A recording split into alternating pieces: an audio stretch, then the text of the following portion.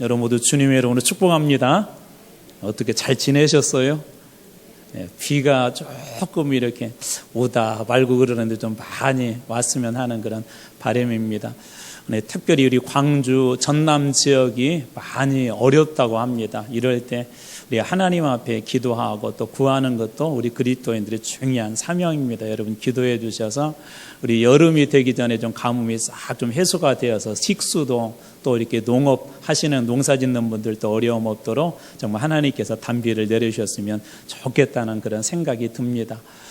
또 어렵고 힘든 코로나 시기를 저희들이 이제 거의 이제 마무리 해나가고 있는데 아직도 많은 부분들이 좀 이렇게 뭐라고 해야 될까 좀 드라이한 것 같아요. 그래서 좀 저희 심령에도 하나님께서 성령의 단비를 부어주시는 우리 귀한 교회로 또 여러분들의 삶으로 우리 주님께서 오늘 이 저녁 인도해 주실 줄로 믿습니다. 오늘 저녁 말씀은 말씀에 붙잡혀야 바르게 증언한다. 말씀에 붙잡혀야 바르게 증언한다 라는 제목으로 하나님 말씀 전하도록 하겠습니다. 4월이 가까우고 있는데요. 4월 그러면 이 4월 5일 식목일이 저는 가장 많이 생각이 납니다. 어렸을 때 또 이렇게 학교 다녔을 때 식목일이 되면 마을에서 또 학교에서 이 식목일 행사를 가서 많이 하지 않았습니까?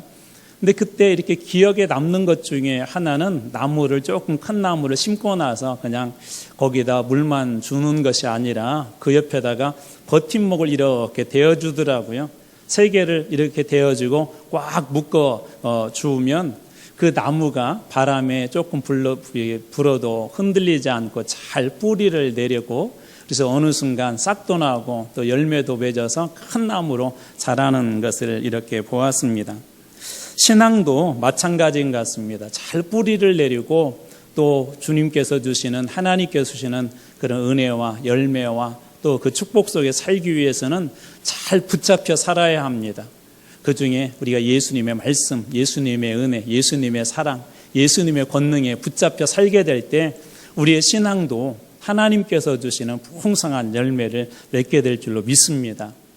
오늘 본문에서 만나게 되는 우리 바울이라고 하는 이 사도가 바로 그러한 삶을 살았는데 그가 어떻게 오늘 이 말씀 속에서 이어가는지 한번 살펴보려고 합니다.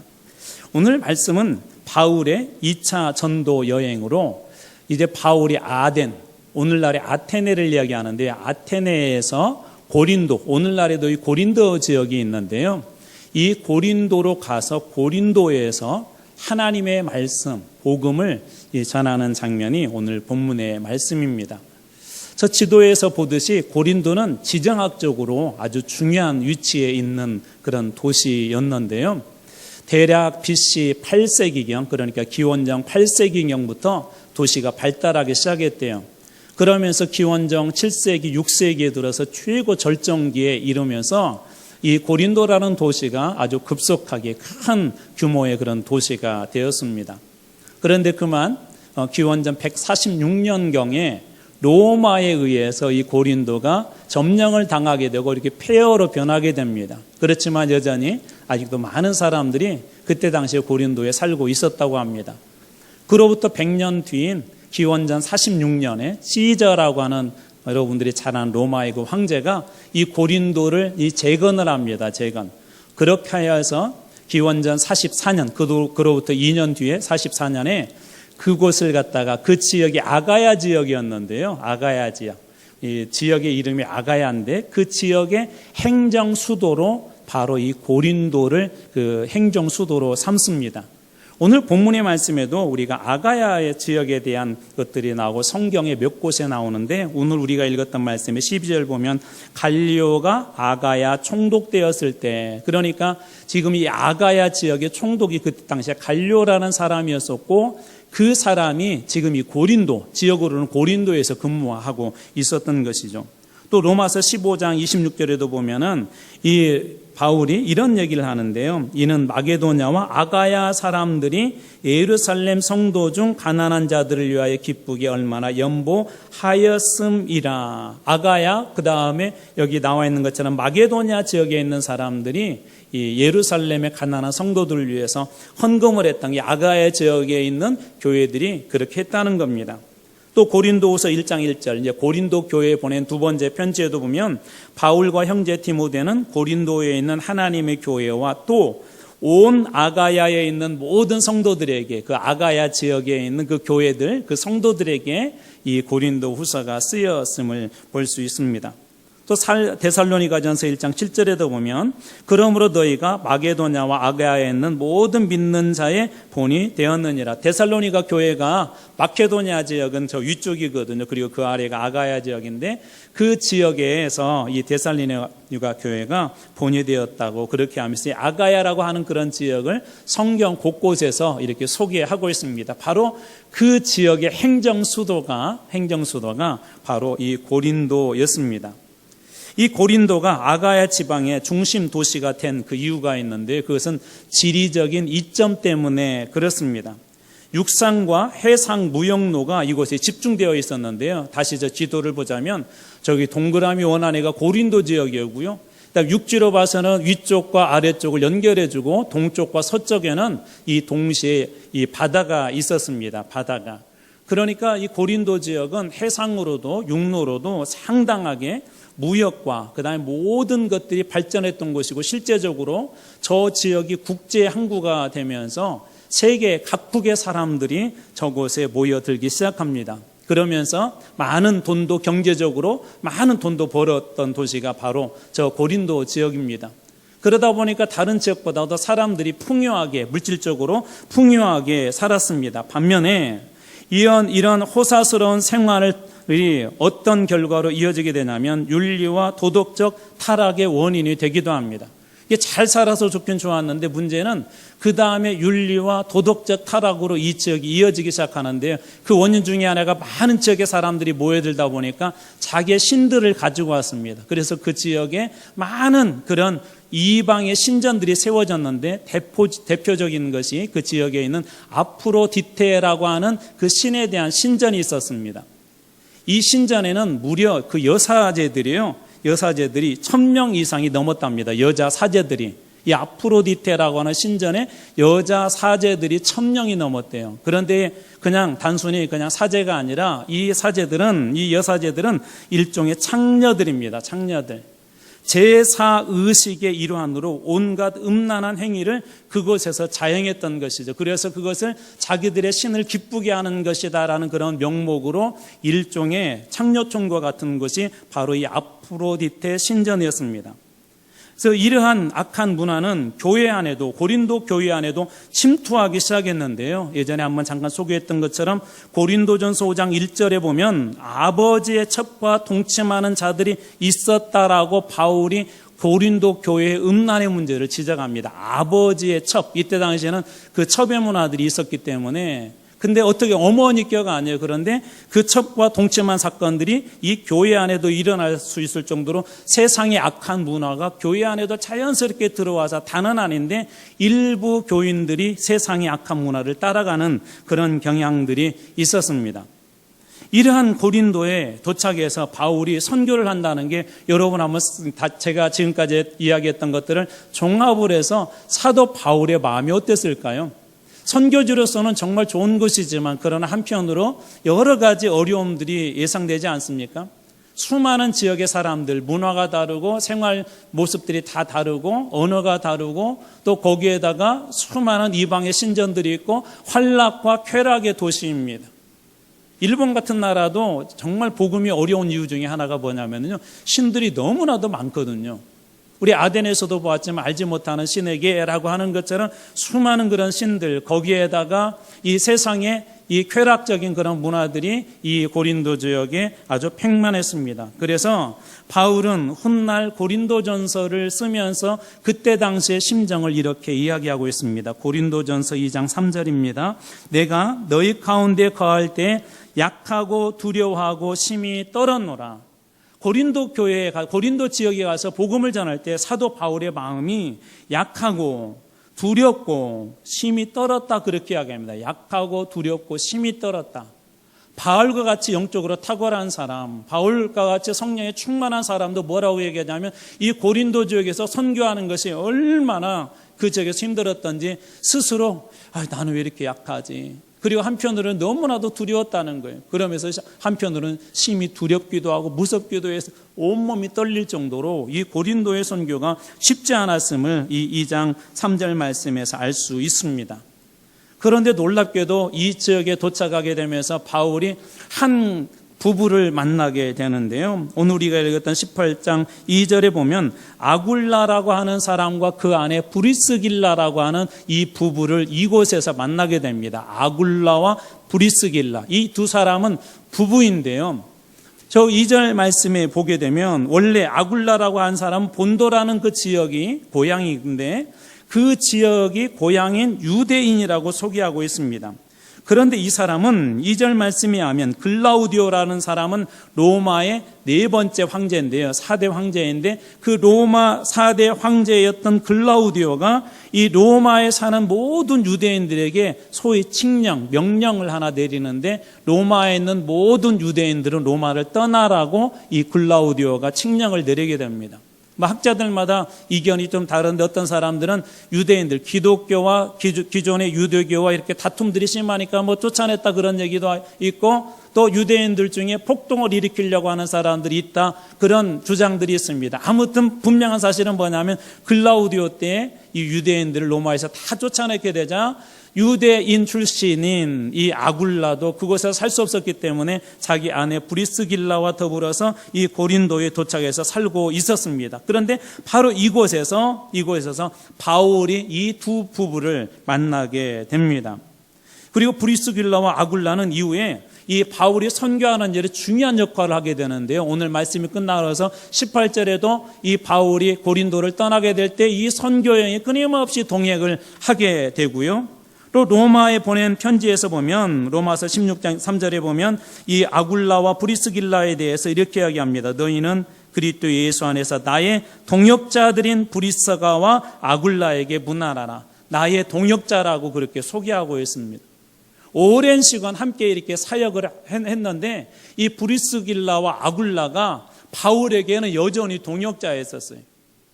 저는 여러분과 저와 혹은 또 여러분들 중에서 서로 우리 교회 안에서 여러 우리 직책들이 있는데요. 여러분들이 평생 하나님 나라에 갈 때까지 이 브리스길라와 아굴라 그리고 바울이 서로 좋은 동역자였던 것처럼 하나님 나라의 귀한 동역자로 여러분들이 다 쓰임받기를 축복합니다. 이 귀한 사람들이 바로 이 두 사람이었었어요.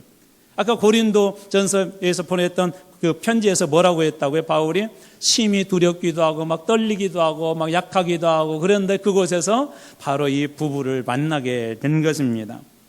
이 두 사람은 바울과 어떤 접촉점이 있었냐면 유대인이라는 공통점 외에도 18장 3절에 보면 생업이 같음으로 함께 살며 일을 하니 그 생업은 천막을 만드는 것이라. 생업, 일이 같았대요. 직업이 같았답니다. 소위 천막 만드는 사람, 텐트 메이커였대요. 그래서 사도 바울도 텐트 메이커, 천막 만드는 사람이었었고 이 아굴라와 브리스길라도 천막을 만드는 일을 했다고 합니다. 이 집에서 거하면서 바울 역시도 천막 만드는 일을 하게 되는데요. 이때 당시 일반적으로 유대인들은 자손들에게 유산도 남겨주지만 자손들이 평생 굶어 죽지 않도록 하나 정도의 기술을 가르치는데 원래 이 바울, 예전에는 사울이었었죠. 그 고향이 어디였냐면 그 다소라는 지역이었는데요. 이 다소의 지역이 염소 피역, 염소 가죽이 아주 유명합니다. 그래서 가죽으로 유명한 지역이 이 다소입니다. 그래서 아마 추정하건대 이 바울의 아버지가 바울이 어렸을 때 이 천막 만드는 그런 일을 할 수 있도록 그런 기술도 전수해 주었던 것 같습니다. 분명한 사실은 이 부부와 바울이 직업이 같았다는 거예요. 천막 만드는 그런 일을 했다는 것입니다.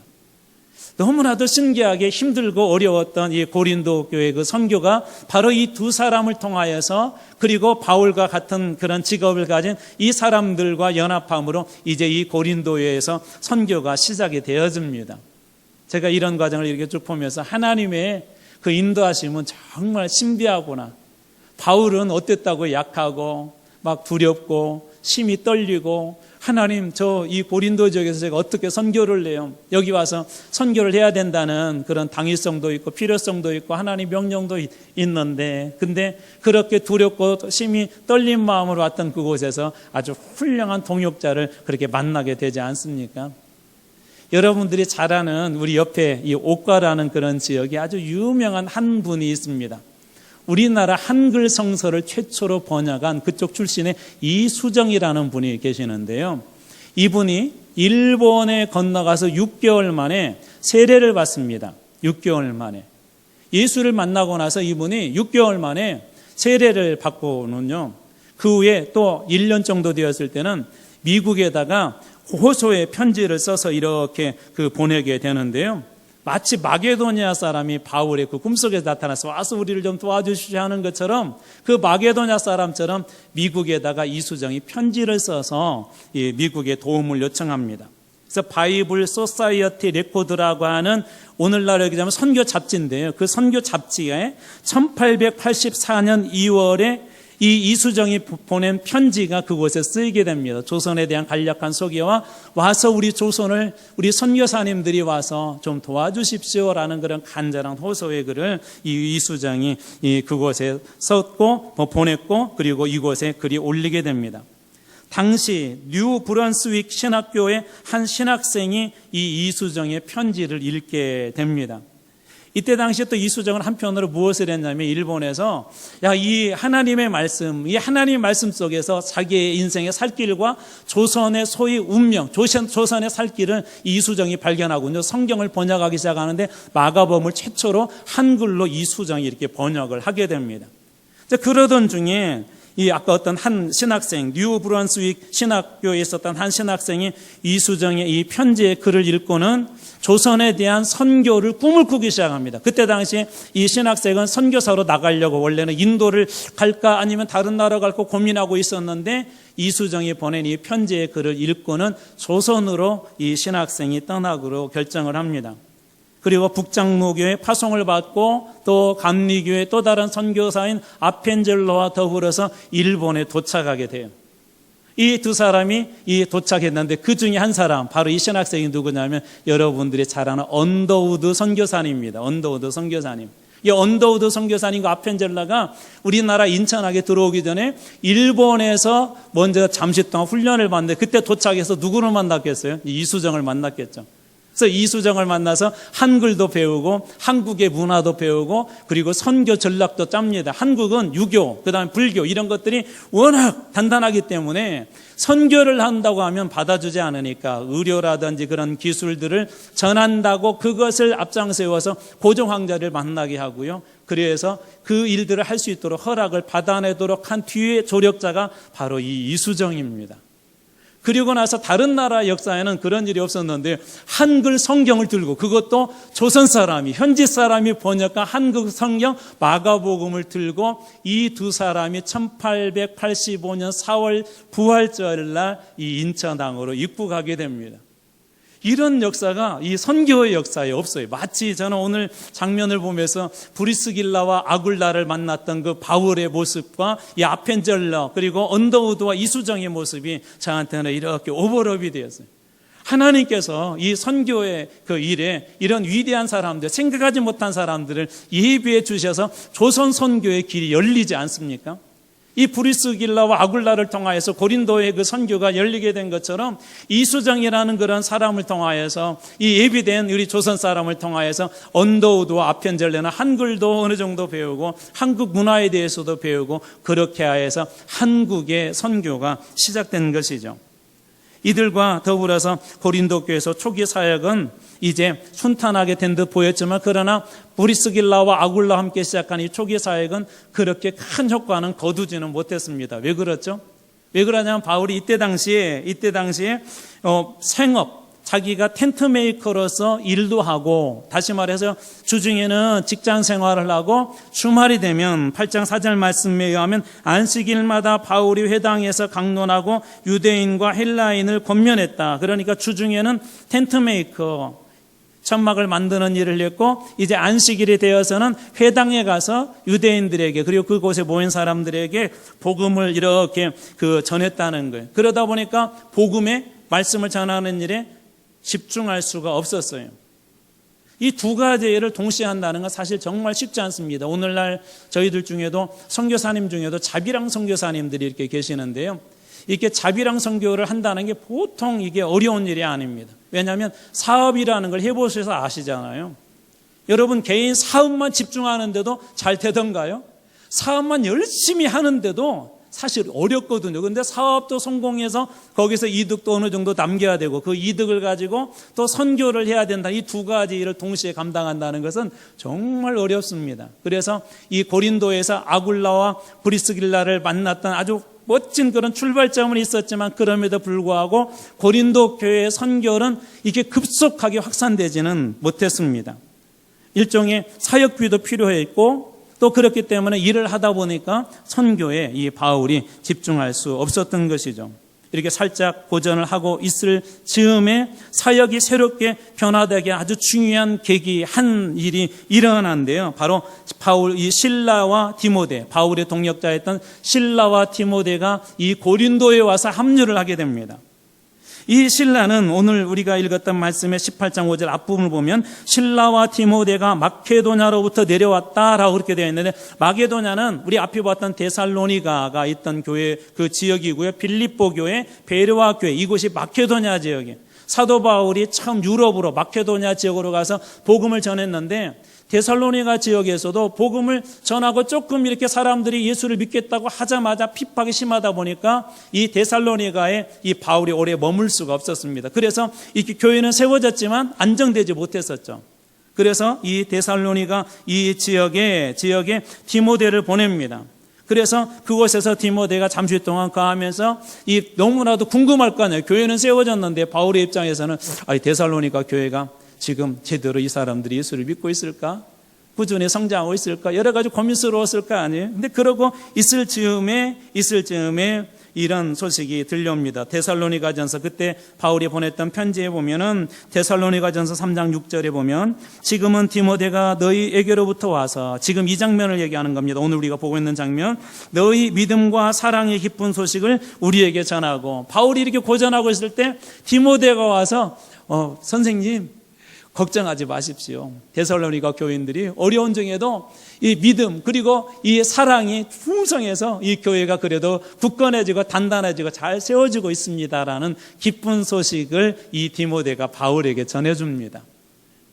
그런데 한 가지 문제가 있다는 소식도 들어요. 재림에 대한 그런 이 혼선이 있어가지고 바울이 그래서 보내게 된 그런 편지가 데살로니가 전서였었고 또 이 뒤에 또 이것이 문제가 있게 되자 한 번 더 보낸 편지가 바로 데살로니가 후서입니다. 후서.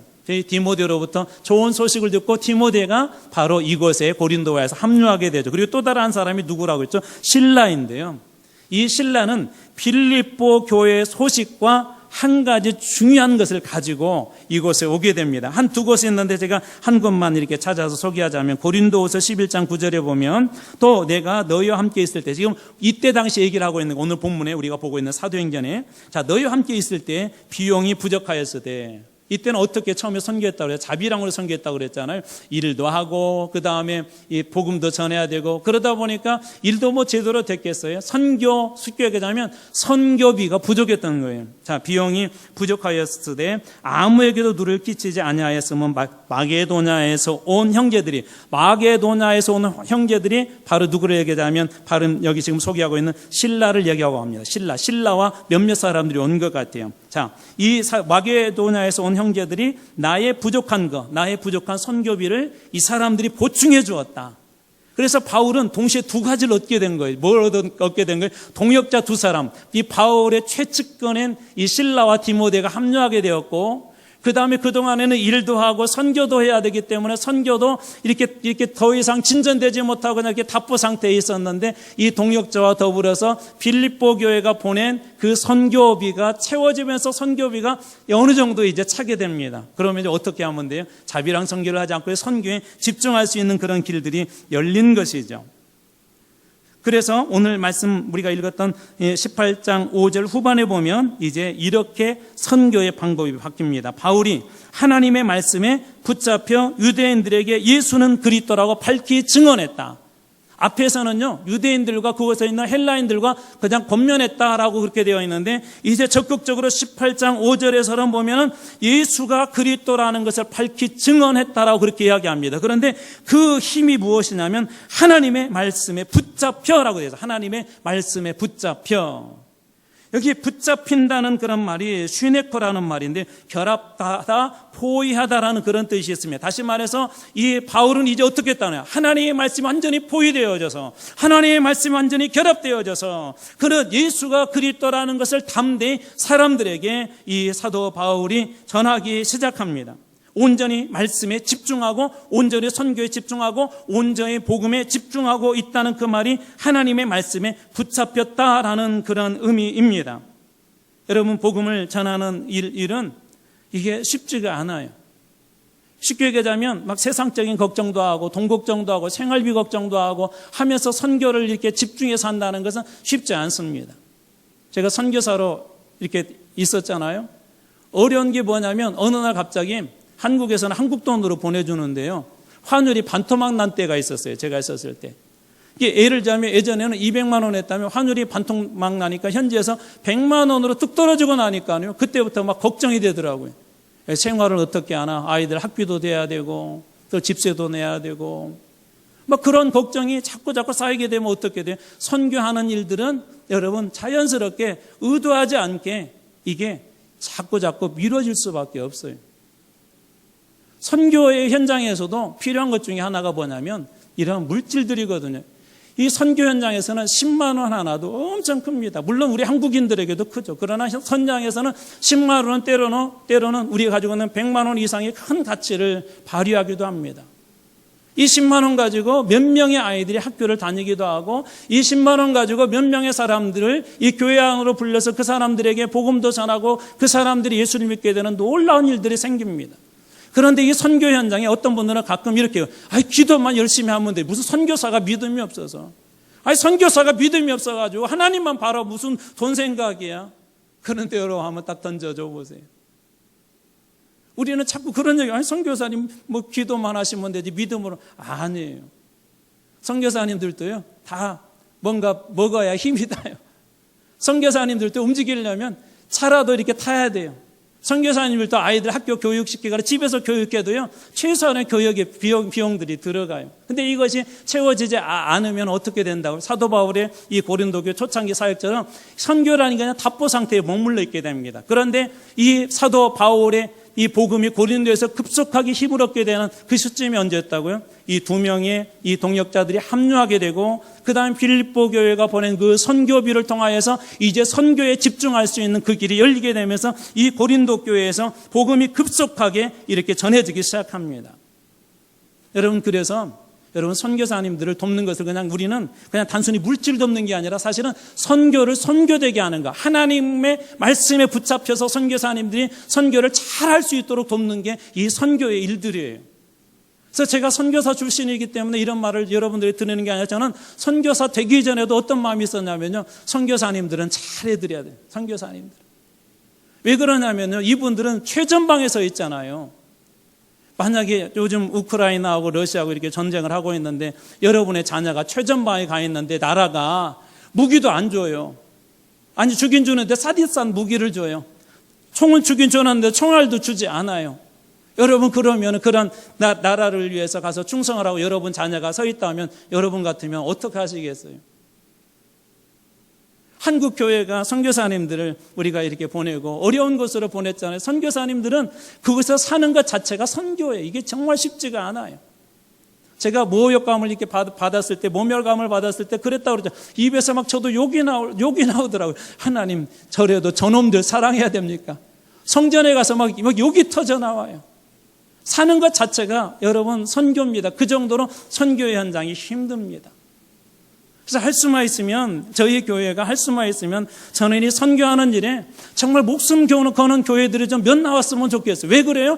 이 선교의 현장이 살아나야 복음이 확산되어지는 거예요. 선교의 현장이 살아나야 하나님 나라의 복음, 주님께서 말씀하시는 저 땅끝까지 이르러 복음을 전하는 그 일들이 완성되어지는 것입니다.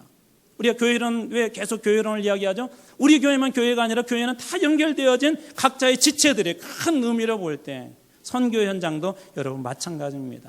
사도 바울 같은 위대한 그런 선교사도요, 동역자가 없으면 더 이상 전진할 수가 없었습니다. 사도 바울 같은 유명한 이런 힘 있는, 영적으로 능력 있는 선교사들도 물질적인 어려움이 있었을 때는 선교가 답보 상태에 있을 수밖에 없었습니다.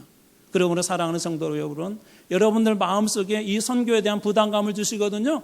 혹시 그 부분에 섬기세요. 저는 그런 걸 정말 경험했어요. 제가 방금 말씀드렸잖아요. 어느 순간에 반토막이 났고 어려운데 저는 막 이런 거 요청 못 하거든요. 친구들한테도 한번 요청해 본 적도 없었고, 저희 가족들한테도 요청해 본 적도 없었고, 저희 고향교회도 요청해 본 적도 없었고, 누구한테 고지서 내밀겠어요? 하나님 앞에.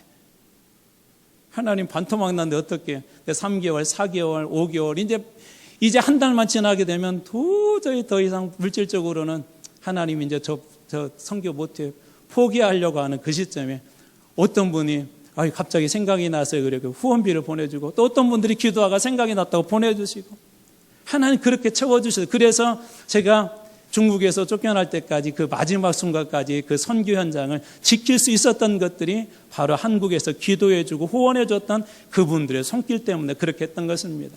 사도 바울도 마찬가지. 그게 없었다면 이 바울은 아무것도 하지 못했을 거예요. 그런데 여기에 우리 하나 더 조심스럽게 봐야 될 부분이 있는데, 이런 선교 현장에는 반드시 이 사역과 선교의 방해자들이 있습니다. 오늘 본문에 한 두 종류의 방해자들이 등장하는데요. 오늘 우리가 읽었던 6절 말씀입니다. 자, 그들이 대적하여 비방하거늘 바울이 옷을 털면서 이르되 너희 피가 너희 머리에게로 돌아갈 것이요 나는 깨끗하니라 이후에는 이방인에게로 가리라 하고, 여기에 대적하여 비방하는 자들이 있었는데요. 여기에서 대적하여라는 말이 이 헬라어로 안티타소라는 말이에요. 안티타소, 영어의 안티가 여기서 나온 거예요.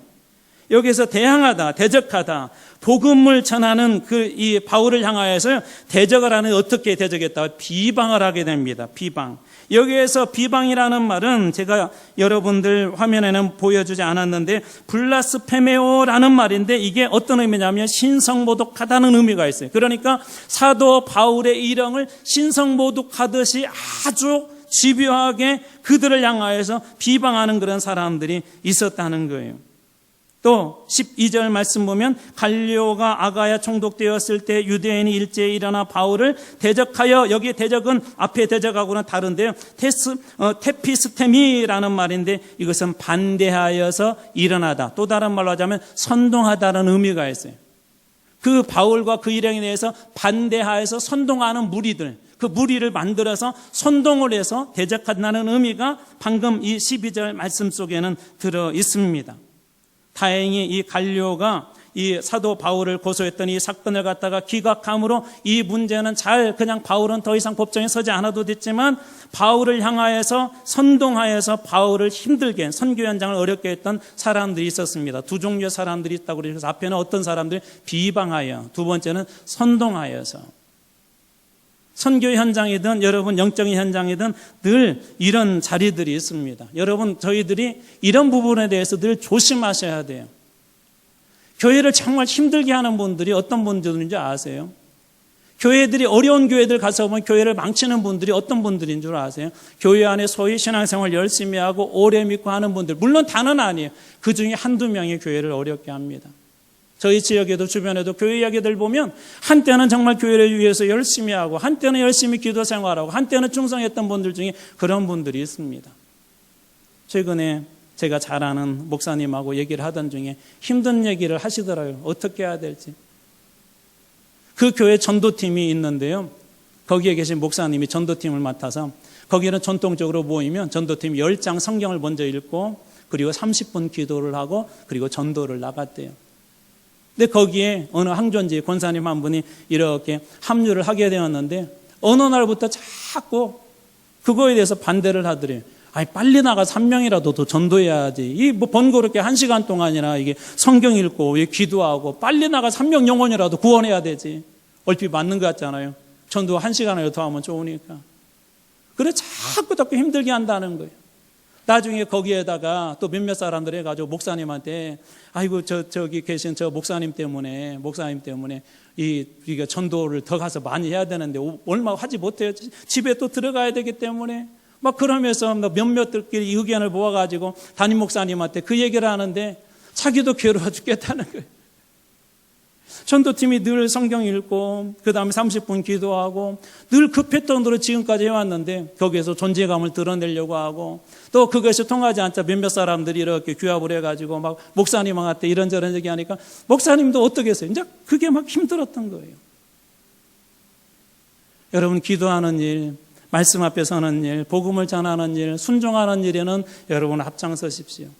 그러나 행여나 나의 좋은 내가 믿음이 있는 것 같고 내가 의로운 사람과 같다고 할 때 우리가 조심해야 될 것이 뭐냐면 오늘 여기 나온 두 종류의 사람들을 비방하여 혹은 선동하여 이것을 놓지 않으면 여러분 교회는 늘 그 어려움 속에서 쳇바퀴 돌듯이 여러분 돌 수밖에 없습니다.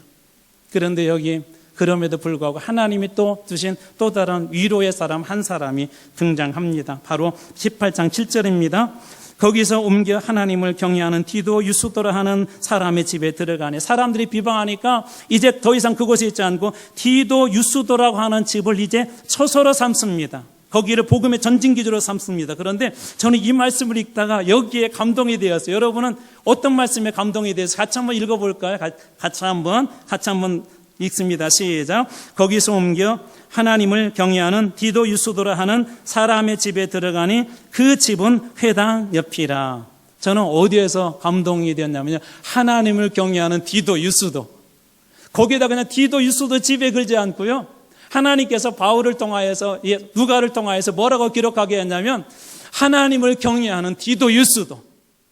저는 여기 계신 분들이 하나님이 나중에 여러분들을 이름을 불러줄 때 그 앞에다가 하나님을 경외하는 아무개 권사, 하나님을 경외하는 아무개 장로, 하나님을 경외하는 아무개 목사 그렇게 불러주는 축복이 여러분들의 길을 축복합니다.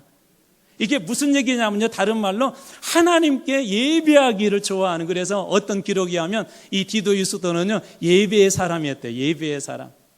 이게 무슨 얘기냐면요. 회당에 가서 바울이 늘 복음을 전하고 예배를 전했는데 아까 유대인들과 반대자들이 막 비방하니까 이제 그곳에서 나와서 바로 그 옆에 있는 디도 유스도 집에 갔는데 디도 유스도가 자기 집을 오픈해서 선생님 저희 집에 와서 예배 드리세요. 저희 집에 와서 그리고 말씀 전해주세요. 우리 지난주에도 우리 부흥에 관한 이야기를 하면서 그 부흥 현장에는 늘 오픈을 하고 그곳에 예배드리고 말씀을 사모했던 그런 사람들을 통해서 부흥이 일어나지 않았습니까? 이렇게 어렵고 힘들 때 이 디도 유스도가 그렇게 집을 개방한 거예요. 그래서 하나님께서는 누가를 통하여서 이 디도 유스도를 소개할 때 하나님을 경외하는 디도 유스도, 하나님의 예배자, 하나님께 예배드리기를 정말 좋아하는 디도 유스도라고 성경에 그렇게 기록하고 있는 것입니다. 여러분들은 그런 이름 들을 만한 그런 분들이 다 되기를 축복합니다. 성전에 올 때마다 하나님 앞에 정말 예배드리고 싶어서 하나님 앞에 찬양하고 싶어서 하나님 앞에 기도하고 싶어서 마치 우리 예전에 연애해 보신 분들은 알잖아요. 고개를 안 끄덕인 거 보니까 거의 안 해보셨는가 봐요. 해보신 분들 아시잖아요. 막 기대되고 만나는 시간이 이거 빨리 시간 왔으면 그리고 가서 이야기하다 보면 5분 이야기하는데 1시간, 2시간, 3시간, 4시간 시간도 모르게 가지 않습니까? 저는 우리 교회 안에 이러한 예배가 회복되기를 원합니다. 여러분들을 통해서 이러한 예배가 회복되어져서 하나님께서 우리 교회의 이름을 부를 때 하나님 앞에 온전히 예배드리고 예배하기를 기뻐하는 한마음 교회라고 하나님 나라에 기록되어진 귀한 교회 그리고 여러분들 다 되실 줄로 믿습니다. 이 디도 유스도가 힘들고 어려운 중에 그런 위로자가 되었어요. 그것을 예배드리면서 이 바울이 이게 힘을 얻게 됩니다. 그리고 하나님이 또 위로를 해주시는데요. 18장 9절입니다. 밤에 주께서 환상 가운데 바울에게 말씀하시되 두려워하지 말며 침묵하지 말고 말하라. 하나님 환상 가운데 나타나셨대. 10절 내가 너와 함께 있음에 어떤 사람도 너를 대적하여 해롭게 할 자가 없을 것이니 이는 이 성중에 내 백성이 많음이라 하시더라. 아마 바울이 그랬던 거. 하나님 저 이렇게 복음 전하는데 막 저 사람들 힘들게 하잖아요. 근데 이 복음이 정말 전해지고 있는 거 맞아요. 근데 하나님께서 바울의 환상이다. 바울 너 두려워하지 마. 걱정하지 마. 이 성중에 나를 따르는 사람, 내가 전하는 이 복음을 믿고 따르는 사람들이 정말 많다. 바울 실망하지 말고 열심히 이 고린도 지역 전도해 하면서 하나님께서 위로해 주십니다. 여러분 주님의 일을 열심히 하게 될 때 우리도 이런 비방도 있고 이런 어려운 일도 있고 고난의 길도 있을 것입니다. 그런데 그때 하나님 디도 유스도 같은 사람 붙여주셔서 하나님 위로도 해주시고 하나님 또 기도 중에 말씀을 통하여서 주시는 그런 은혜들, 오늘 환상 중에 바울이 깨달았던 것처럼 그런 은혜를 주실 것입니다. 저는 우리 교회에서 사역을 하다가 지치고 힘들 때 여러분들도 그런 믿음의 동력자들을 만나기를 축복합니다. 주님께서 여러분 심령에도 성령을 통하여서 말씀해 주시기를 축복합니다. 바울이 그 위로의 힘을 얻어서 이 일들을 잘 감당하게 됩니다. 이제 말씀을 마치도록 하겠습니다. 말씀에 붙잡혀야 하나님 말씀 우리가 바르게 정언하고 전할 수가 있습니다. 우리 선교사님들이 그렇게 하기 위해서 필요한 것들이 있습니다. 여러분 기도의 동역자가 되어 주십시오. 또 우리 선교사님들이나 우리 사역자들이 물질 때문에 그것에 얽매여서 복음을 전하는 일, 하나님의 사역을 하는 일에 집중하지 못하는 그런 일이 없도록 여러분들이 살펴보고 기도해 주시고 섬겨 주십시오. 기도 중에 행여나 하나님께서 그런 마음 주시면 섬겨 주십시오. 그 가정이 살아나고 한 가정, 선교사 한 가정이 살아나게 되면, 채워지게 되면 하나님께 붙잡히게 될 때 고린도 지역이 바울을 통하여서 붙잡히게 되는 순간 선교가 급속하게 힘있게 능력있게 전해져서 고린도 지역의 교회가 멋지게 세워진 것처럼 저는 여러분들을 통하여서 이 세상에 하나님의 붙잡힘 당하는 그런 많은 선교 지역, 우리 목회자들, 우리 사역자들이 그렇게 세워지기를 축복합니다. 이제 말씀 한 절 읽고 말씀을 마치도록 하겠습니다. 오늘 말씀을 생각하면서 우리 같이 한번 읽겠습니다. 로마서 8장 28절입니다. 같이 한번 읽어보겠습니다. 시작. 우리가 알거니와 하나님을 사랑하는 자 곧 그의 뜻대로 부르심을 입은 자들에게는 모든 것이 합력하여 선을 이루느니라. 아멘. 저는 하나님의 뜻대로 부르심 받은 여러분들이 주님의 일에 합력함으로 하나님의 말씀에 붙잡혀서 하나님의 사역을 온전히 할 수 있도록 그런 세상을 만들고 그런 사역진을 만들고 그런 교회를 만드는 일에 여러분 모두가 돕는 일에 쓰임받는 귀한 일꾼들 다 되실 줄로 믿습니다. 기도하겠습니다.